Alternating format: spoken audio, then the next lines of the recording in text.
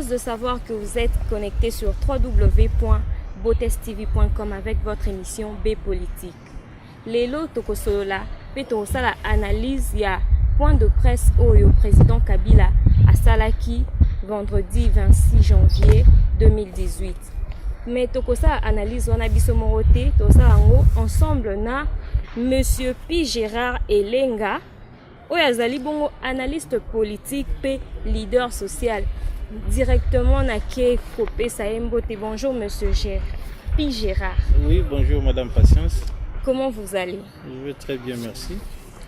Allons directement au vif du sujet, Monsieur Pi Gérard.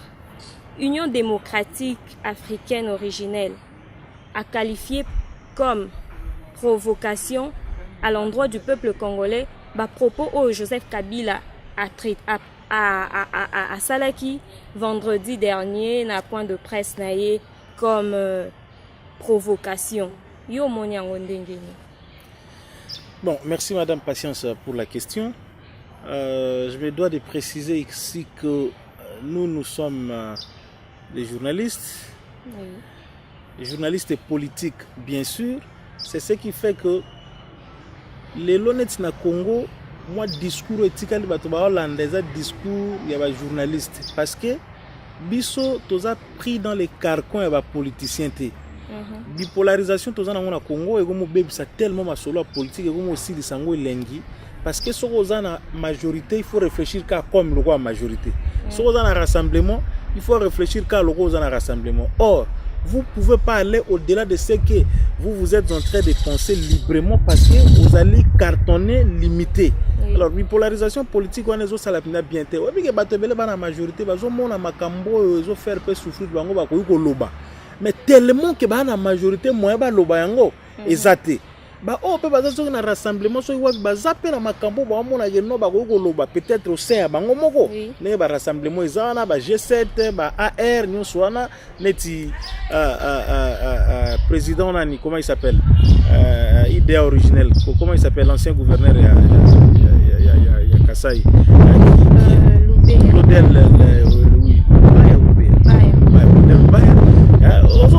un peu. Donc, cette façon de faire, les autres compliqués, les journalistes qui sont restent dans les analyses, la libre, il y a sur le plan analytique. Alors, quand vous dites que l'idée originelle est qualifiée à propos, il y a le président de la République comme étant une provocation, bon, je ne sais pas trop ce que vous avez une provocation, ce que vous avez une mais au moins moi je constate que le président a parlé. Normalement, point de presse, conférence de presse, on a précisé que journalistiquement parlant, le président a fait ce qu'on appelle la conférence de presse. C'est ça, point de presse était. Il faut établir la différence. On a point de presse et ça de façon régulière, conférence de presse et ça de façon ponctuelle. Mais normalement, ils ont une adresse à la nation, adresse du chef de l'État devant le Parlement réuni en congrès. Ils ont en décembre une fois par année. Ce qu'on a bien et rataki. Et le président a profité dans le 26 janvier, ils ont marqué 17e anniversaire à pouvoir, comme président, il a profité à l'Oba. Parce que bon, on a ça le bilan. Mais au moins, dans ce que le président a dit, moi je me dis qu'il y a des choses où on est d'accord. En fait, on est d'accord, on est d'accord. Makambo ezali moi mingi wana par exemple les transformations il y a homme zaïrois en homme congolais le président zo pesa bilan na côté neti owana bon je me demande le président il est dans quel monde finalement parce que il est le premier d'entre nous mais avec tout ce qu'il y a au pays na kanisa zo mona ngo mais makambo so ezana zape d'accord nango neti makambo ba départ réduction effective à MONUSCO makambo neti ya ba ingérence extérieure wana wana za mambo naza d'accord nango donc voilà un peu ce que je peux dire par rapport à là. C'est que pour certaines personnes constitution est bien privé à chef de l'État. Mais selon chef de l'État Alobi, il est le seul à battre campagne pour l'adoption de cette constitution. Bon, ne soyons pas excessifs, ou bien ne soyons pas, comment on appelle ça, trop superlatifs dans nos propos. Le président n'a pas dit qu'il est le seul à battre campagne à la constitution, mais il est parmi les gens Oyo, parmi bateau qui mieux campagne à la constitution. Alors, ils sont en français. français to ba langue il faudrait ba replacer chaque phrase dans contexte nango. Ça c'est ce qui est important. Quand le président dit que c'est ma constitution, il y a que constitution comme bien privé na ya chango na poche na ye asa la ngonga lingi ou bien a banda ko appliquer ngona ndenge azo kanisa non. Yo poko ko loba c'est ma constitution, ndeto loba que c'est mon église. Hein?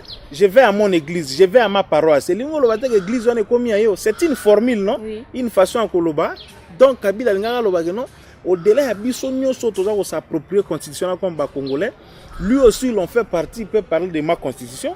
Comme patience à Goloba, c'est ma constitution. Caméraman à Goloba, c'est ma constitution. Mais le problème est qu'on a ma constitution. Le problème est qu'il y a respecter ma rambo dans la constitution. Vous voyez, quand le président dit ça, Azali Soussou, Kabila Oloba Bongo, Azali Soussou s'enfonce très très bien na responsabilité morale. En plus, c'est tout ma constitution. Donc, Aza obligé à respecter la constitution. Pour les bien privés, pour les bien privés, vous voyez un peu. Le bien privé du peuple congolais aussi. Mais si quoi, tous on est quand on lobby n'est borné. Donc, ça veut dire que les locaux ils ont ngana renti et locaux ils ont ngana et locaux ils ont biso. Façon qu'on batte lango ils ont né mokote. Oui oui.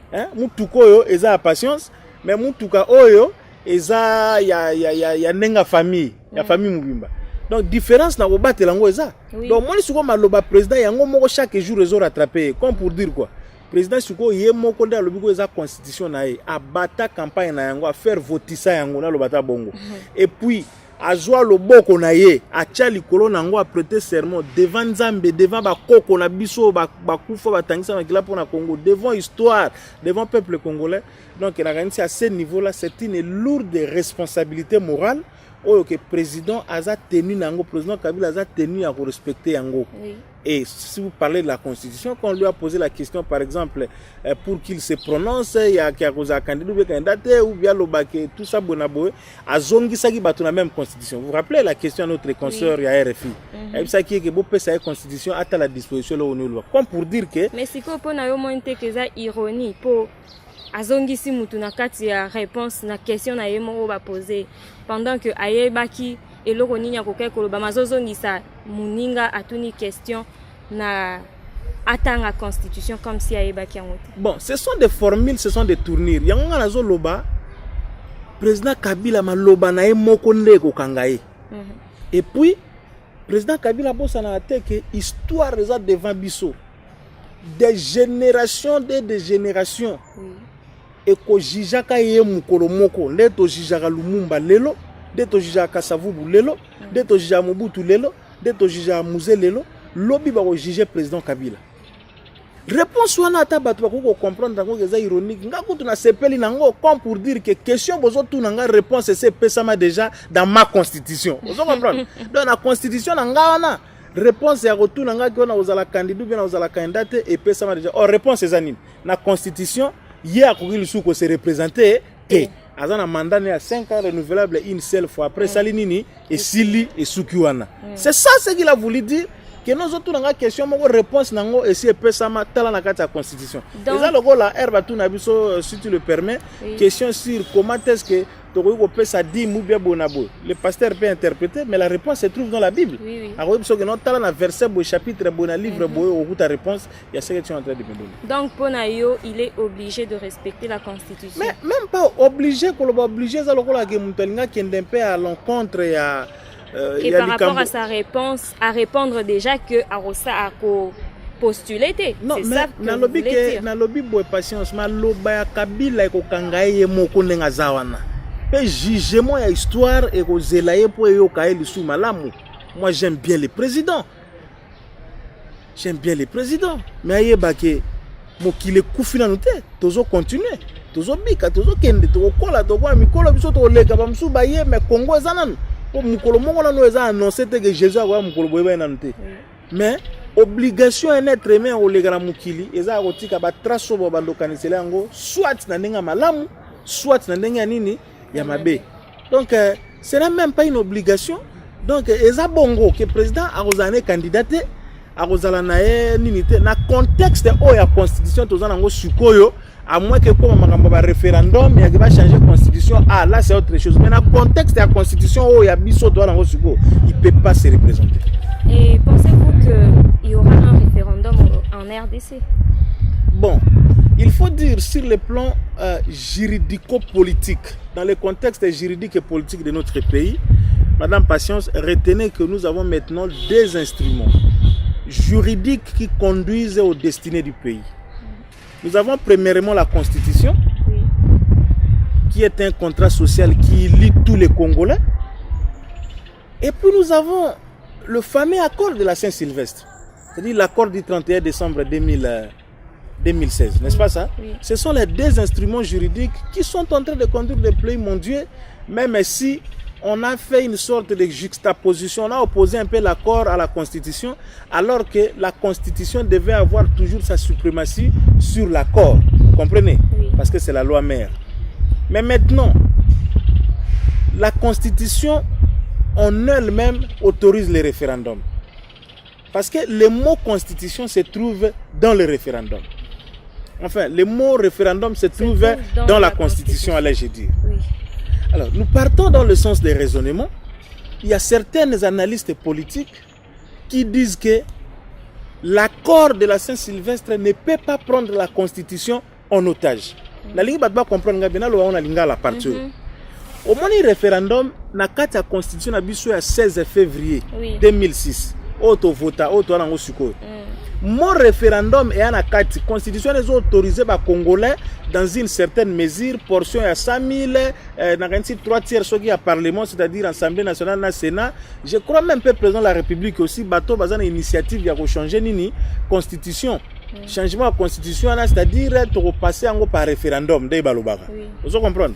Maintenant, accord à Saint-Sylvestre, les politiciens qui vivent crise des années dans mboka ba élection salemité mambo belé ba qui sous les auspices ya basango ba yokani mais na kati accord na majorité na opposition ba ça nini ba signer accord wana mais une des dispositions importantes et accord lobi nini pendant période de référendum et koki ko salema té c'est comme on dit il y a les voleurs et les sorciers tous dans leur besogne ba ke ba kutani o azo loka o azo yiba nana ko belela nani. Est-ce que Mouyibi a robela que Ndoki ou bien Ndoki a robela que Mouyibi alors soit barotika la mutua loki na kwa na o pe ayibi na ndenge basisi bakei. Donc on est dans une imbroglio tel que fouti politiciens dans mboka oyo, ce sont des gens qui surtout dans ba pays moko le roi barabi sont tous ya rocha bango ba nzete bo pendre bango moko parce que moi batu moko bo ba ko mata 5000 te balingi bazwa 80 millions à peu près de personnes en otage. Hein, au monde il y a opposition qui injurie Kabila hier, Kabila microbe ozu bato roi ba olengankoi, ozu bato ozu chiba na oyo lelo, ozu ba makila et tous les autres là, mais depuis Kabila zo bango apesa bango moi misala pour en réalité ba lugane misala. Depuis bazo moi misala wana ba koma ko sala bango tout ba ko ba kabiliste, ba ko même plus que kabiliste. Yango na loba ke Kabila azo salra mambona politique opposition réserve sur la valeur mon ami sur été parce que ils se sont vendus à un prix moins cher le roi Makaya Bunde Daniel Safa Lobaga. À qui la faute? À qui la faute? Aux opposants, aux politiciens qui n'ont pas la conscience politique au Sengeli pour la bango. Obi na bamboka nyonso opposition tozalaka contrepoids. Ceux qui boké zo simbate opposition des alaka contrepoids ils incarnés na ba leader oyo que non lobby ba ko changer makambo. Batu baye bagate. Hein, mutuloko azana ba wade bazalaki ba opposant ozui na Guinée, comment il s'appelle, professeur Alpha Condé, hein, ozui ba vient absolument roi ba vieux Chichi paix à son âme déjà une année banda kufa de toi kundama na mité. Maintenant problème c'est que toza la majorité moko essayer poli majorité moko ya ko pola siko eloko essayer poli bino boke ko accompagner yango po bo pola lisu bino bien donc boza sérieux ba opposant. C'est pas si vous comprenez ce que je suis en train de dire. Aujourd'hui, la population devrait plus s'acharner envers ces gens parce que moi, groupe moko boya batu bazumbo en otage. Ba kende ko signer accord à Saint-Sylvestre, ba yokana nginde. Si majorité va signer qui, opposition peut va signer. Na ba société civile amene pola oyo ba na raté à gauche na à droite ba on peut va signer qui. Bango moko ba lobani kuna ke constitution référendum et rosalate. Ba o musu ba vandi o so landi président lobby so landa ke na discours na ye o comprendre pour na ba mambo accord zo lobele li sur rien Pour nayo siko tozo vivre en anarchie. Anarchie totale, madame Patience. Siko na période qu'est-ce qui doit conduire le pays maintenant? C'est la constitution ou l'accord? Toza na transition. Donc, politiquement parlant, on est dans une période où on a vu même comment on qualifier en côté. Parce que la transition, lorsque les rassemblements limités, par exemple, réclament une transition sans Joseph Kabila. Vous savez, dans une transition politique, il y a ce qu'on appelle d'abord l'acte constitutif de la transition. Et ça, le là bas formellement constitution na biso o ba tiango entre parenthèses ba vandisi yango ba lobi que notre ça c'est quoi constitution à transition. Ceux qui me suivent ba yebi ndenge ni 1+4 zalaki to zaki na constitution 1+4 non o conduisa qui transition et puis na accord global et inclusif yango nde zaki ba instrument juridique o conduisa qui transition et ba bemba wana ba ruberwa les aïdi tout ça et ainsi de suite.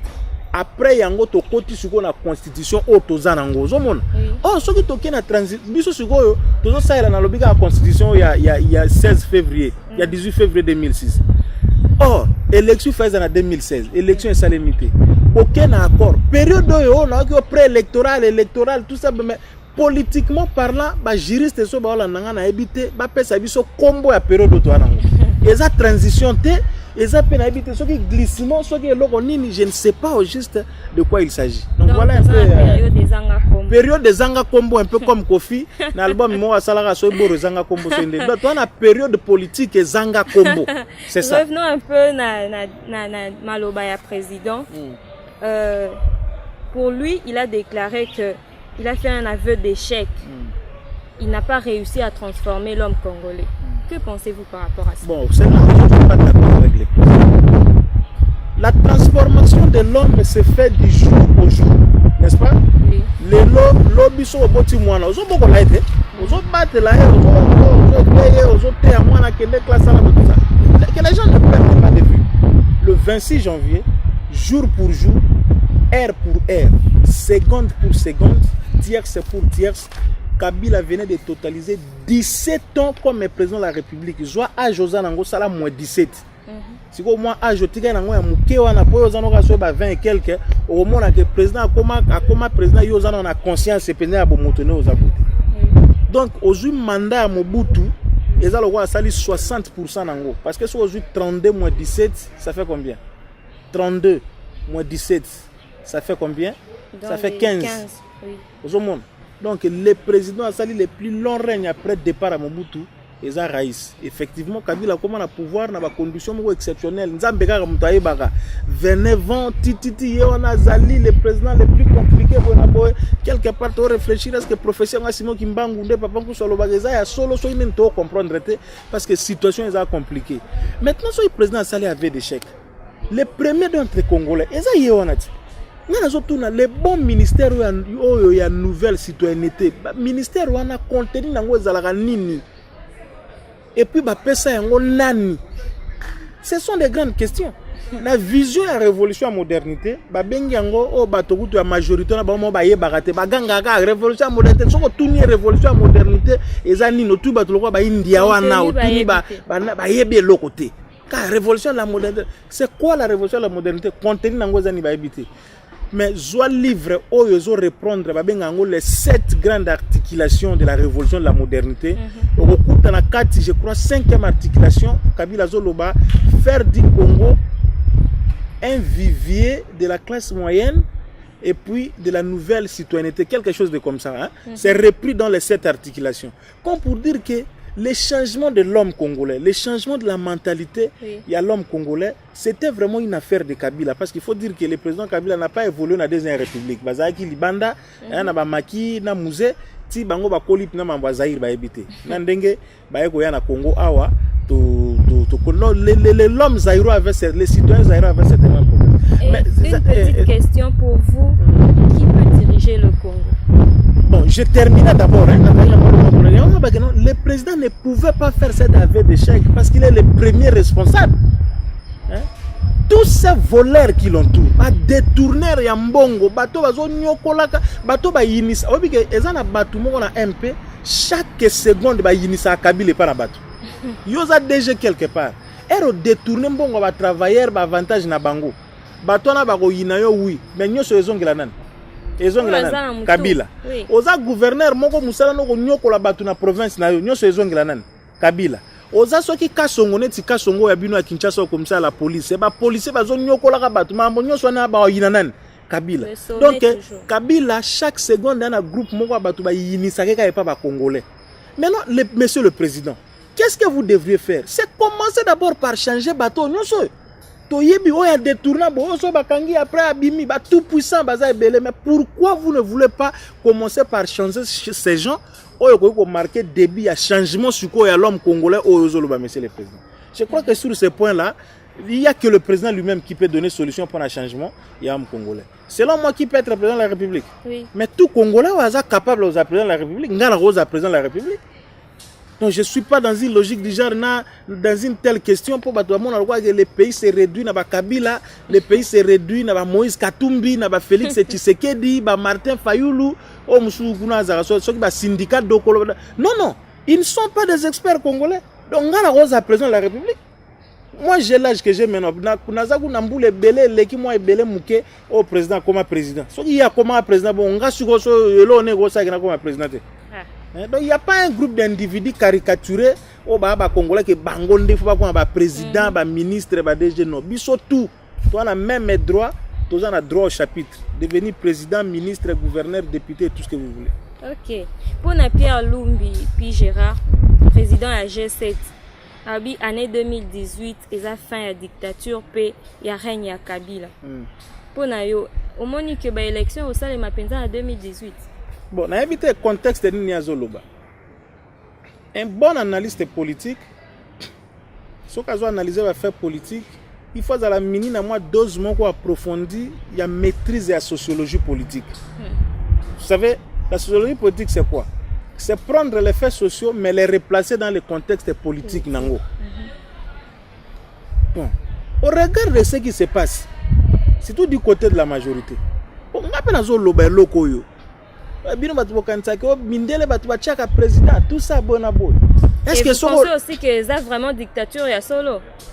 Tout ça vraiment na carte dictature? Non non, mais il faut dire que dans le pays il y a quelque chose qui ne va pas. Hein? Avec tout ce qui se passe, vraiment mettons-nous d'accord qu'il y a quelque chose qui ne va pas.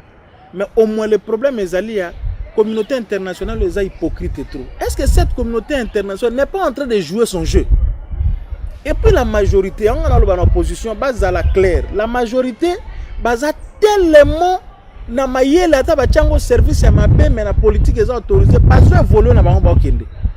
Aux autres dans ces élections aux ala, on a le regard de fait. Mais voyez-nous sur terrain. Obé wana zo salaka ba tour ya chaque parti à majorité.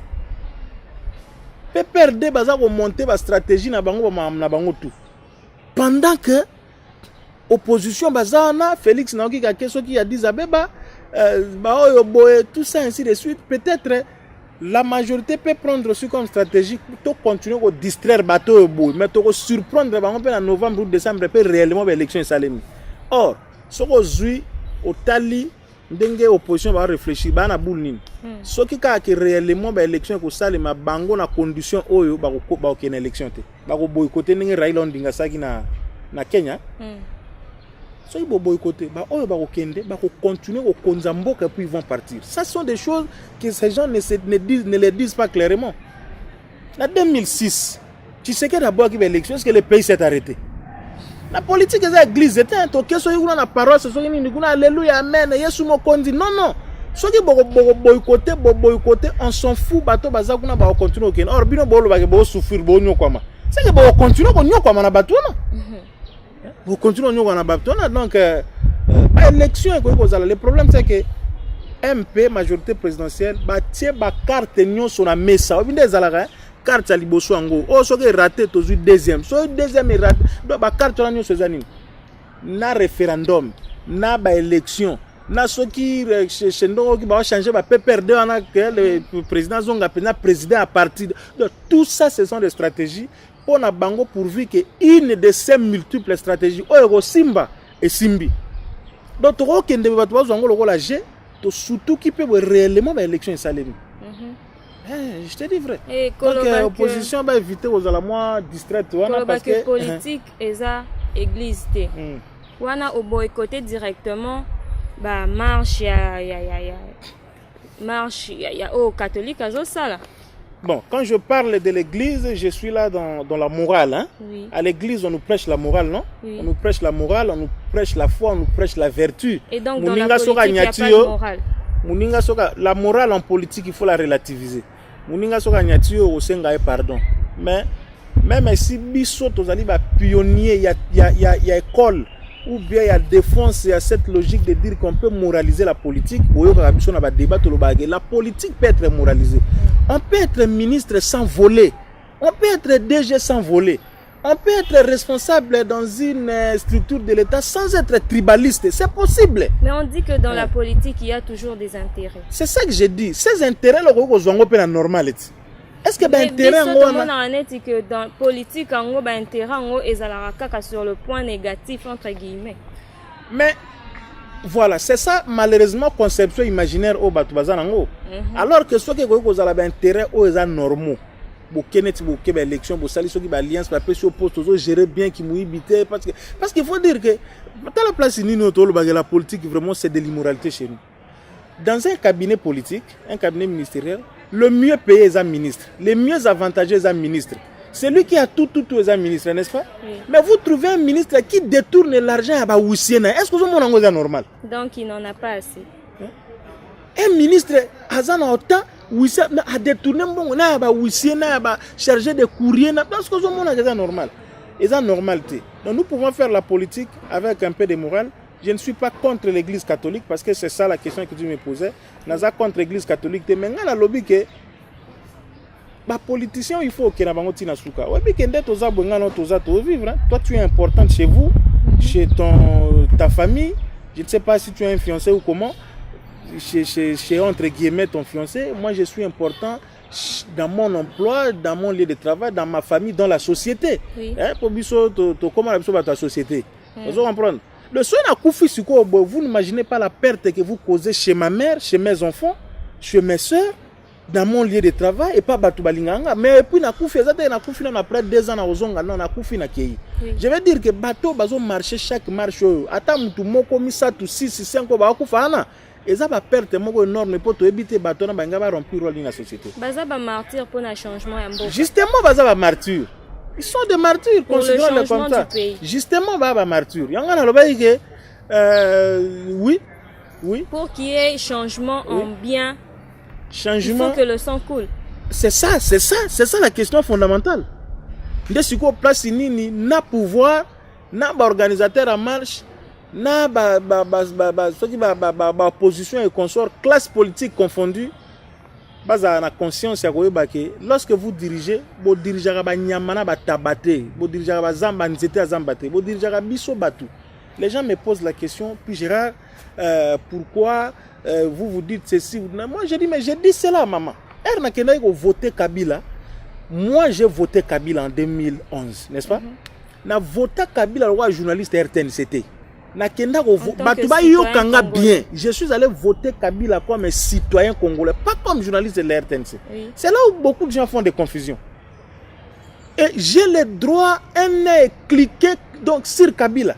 Voilà nga et ça que Kabila comme président de la République. Voilà nga moko na kenda na kebo na komi ndende msu na liaki na tongo na kenda na zuir na komi Kabila na cheya yango ne commissaire président. Alors dites-moi si quoi mutuana ngana tika gasa la mamunyo soit lingi ou bien bonabote. Ba vrai défenseur kutu ya Kabila ndebiso qui lui disons la vérité dans le sens que président neti ba bougumestre ba fouti akino longola bango ba sala rien. Ba onyo so bazami yibi wana ba blocage tout ça. Tia bango pembeni. Au moins parce que biso to continue jusqu'à la dernière seconde il y a Kabila aux président, il faut qu'on se le dise. Jusqu'à la dernière seconde na gaza président. Hein ozomona. Donc biso na le batu droit na eza ya biso c'est ce que les gens ne comprennent pas. Non. Moi je suis citoyen congolais avant d'être journaliste RTNC. C'est important. Oui. Président Zaka muto a pas cité. Ozomona. Soka Longuyana a commis sénateur à vie. Sénateur à vie a activer mécanisme que non regroupement na bango ezuba parlementaire rebelle akoko bima président à Sénat. Ozomona. Soit mi président Sénat comme numéro 2 ya mboka. Mais ngala zo loba madame patience pour terminer. Politique ko arrêter vie sociale. Yebisanga na ba crise politique ezata mukolo marche na loba gelelo ya marche na oliate. Hein? nani alobaki parce que marche ya lelo na Goliath. Le ventre affamé n'a point d'oreille. Donc politique est pour retenir mboka boete, même s'il y a des problèmes politiques, nous devons vivre. Nous avons droit de nous vêtir, de manger, d'envoyer nos enfants à l'école, d'aller se faire soigner à l'hôpital. Bientôt on a droit à mambona. Politique est pour quand mamno sont le dollar 16.3. Est-ce que ça pour avoir posé seulement bien à ma famille na bango? Opposant sur la misi $10 va changer na 16.3. La majorité a misi $10 va changer na 1.3. Vous avez un peu raisonnement. Donc air transport est mati pour na bateau tout. Air vie zo bébé pour na biso tout. C'est ce que ces foutus communicateurs en majorité qui disent n'importe quoi ba maîtriser raté. Pas si ce que eza pour mboka mubimba, bola musoki pesa eza pour mboka mubimba. Donc les dirigeants politiques sont obligés de tout faire pour que mboka kende bien. Politique et ko réduire vie à batouté parce que bon on a problème la nos politique to liate to melate to latate to futa ma bienté. Monsieur le président, pensez à toutes ces questions et je crois que l'histoire vous sera reconnaissante. Merci à vous, monsieur le P. Gérard. Merci, madame Patience. Nous sommes déjà arrivés à la fin de notre émission. Merci de l'avoir suivi, mais je ne peux pas finir sans pour autant dire merci à tous ceux qui nous soutiennent. Je vois président Edi Dissoueme, Bambo Tewisiko Zali. Merci à vous tous, fidèles internautes de www.botestv.com. Napesi également merci à l'équipe technique. Là, je vois Chiso Tamboué, je vois encore Denis Bouéné et notre coordonnateur Noël Tantou. Je vois également notre manager Adon Panzou.